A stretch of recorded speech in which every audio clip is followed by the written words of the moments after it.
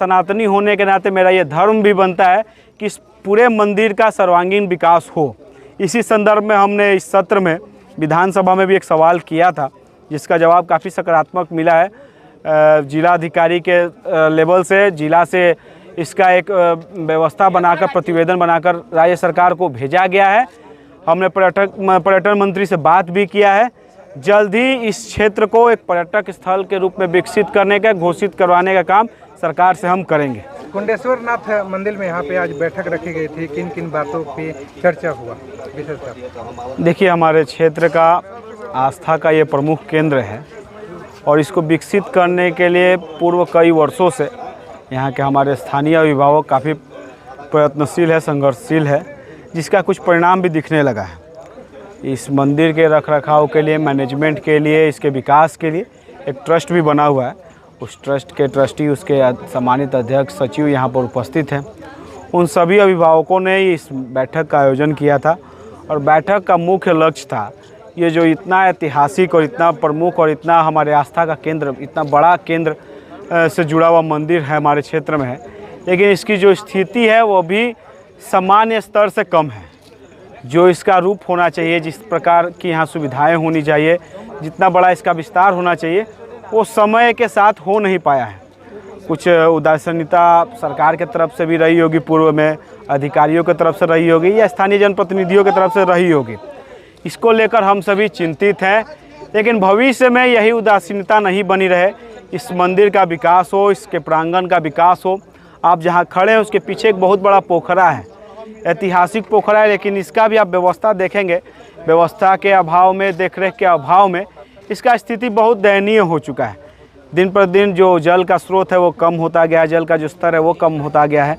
इन तमाम चीज़ों को, इस पूरे कैंपस का जो बाउंड्री है उसको कराने के लिए यहाँ पर बेसिक सुविधाएं, विवाह मंडप हो, चाहे भविष्य में बच्चों के लिए संस्कृत विद्यालय हो, लाइटिंग की व्यवस्था हो, आने जाने के लिए जो यात्री आते, पर्यटक आते हैं, जो श्रद्धालु आते हैं, उनको किसी प्रकार की कोई समस्या ना हो, इन तमाम चीज़ों की व्यवस्था को सुदृढ़ करने के लिए बैठक रखी गई थी।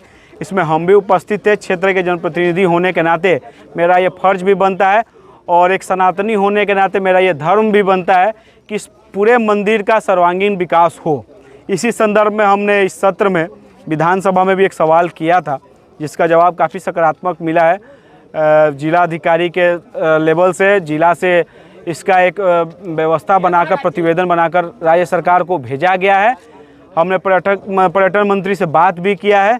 जल्द ही इस क्षेत्र को एक पर्यटक स्थल के रूप में विकसित करने का, घोषित करवाने का काम सरकार से हम करेंगे।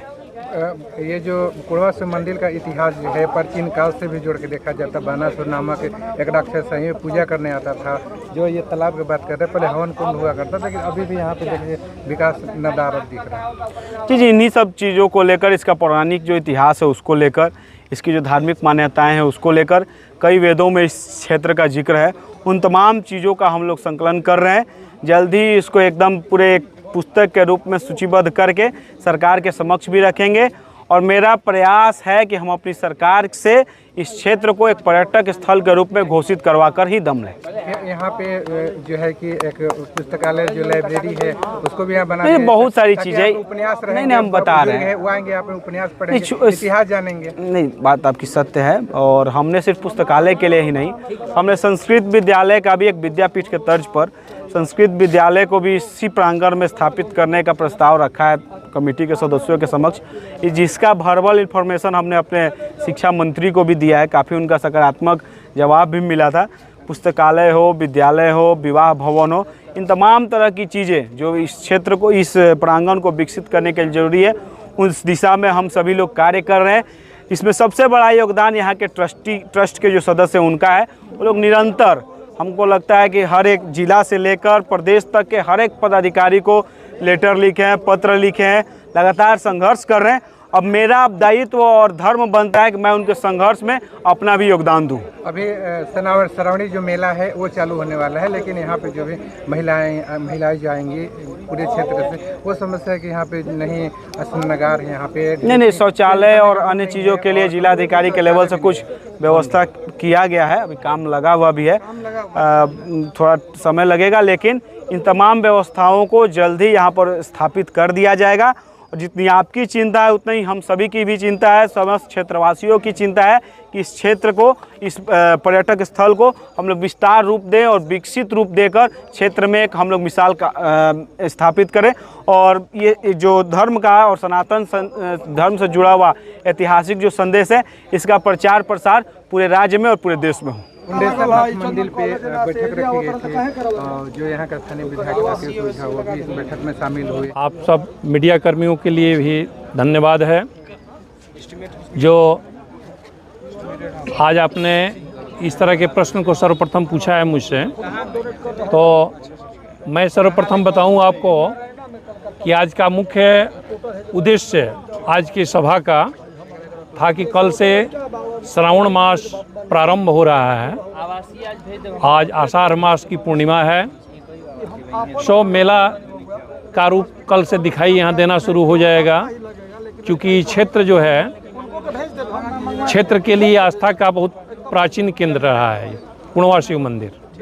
सो आज हम लोगों ने निर्णय किया कि श्रावण मास में जो जलाभिषेक का कार्यक्रम प्रारंभ होगा कल से, सो आज सायंकालीन पूजा पाठ करके, आरती करके, भजन करके और क्षेत्र के माननीय विधायक सहित विद्वत मंडली को बुला करके आज के कार्यक्रम को किया जाए और आगे के कुछ कार्यक्रम के लिए भी चर्चा का ही अवसर प्राप्त किया गया। अगर जितना ट्रस्ट के लोग हैं जिलाधिकारी से मिलने गए, जिलाधिकारी जो है कि पोस्ट भी किए कि यहाँ पे स्नानागार बनेगा और कम्युनिटी शौचालय बनाने के लिए जिस तरह से कहे, इस पे क्या कहिएगा?